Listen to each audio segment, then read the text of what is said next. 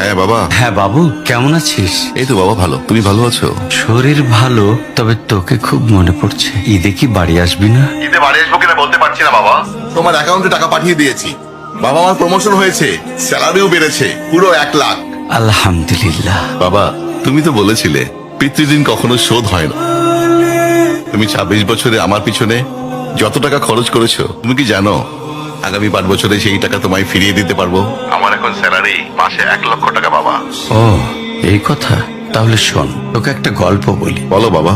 তোর বয়স যখন 4, তখন আমার বেতন 3,000 টাকা। 1200 টাকা ঘর ভাড়া দিয়ে 1800 টাকায় চলে সংসার। আমি আমার সাধ্যমতো সারা জীবন চেষ্টা করেছি তোর মাকে সুখী করতে, প্রতি ঈদে কোরবানি দিতে।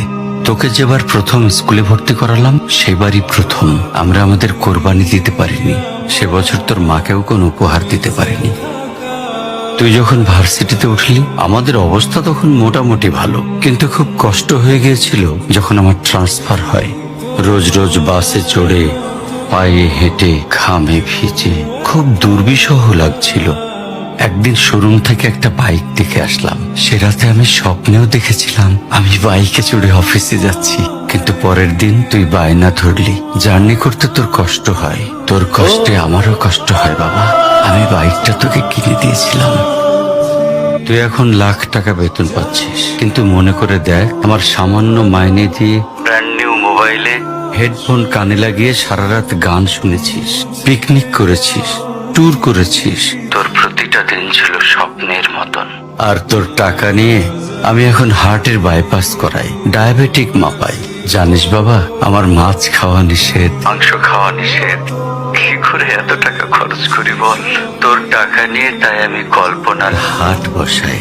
সেই হাটে আমি বাইক চালিয়ে সারা শহর ঘুরে বেড়াই, বন্ধুদের নিয়ে সিনেমা দেখতে যাই, তোর মার হাত ধরে চাঁদনি পশরের সেন্ট মার্টিনের বালুচরে হেঁটে বেড়াই। চুপ করো বাবা প্লিজ, আমি তোমার কাছে চলে আসবো। তোমার টাকা না, আমি তোমার ভালোবাসা তোমায় ফিরিয়ে দিব বাবা। বোকা ছেলে, বাবাদের ভালোবাসা কখনো ফিরিয়ে দেওয়া যায় না।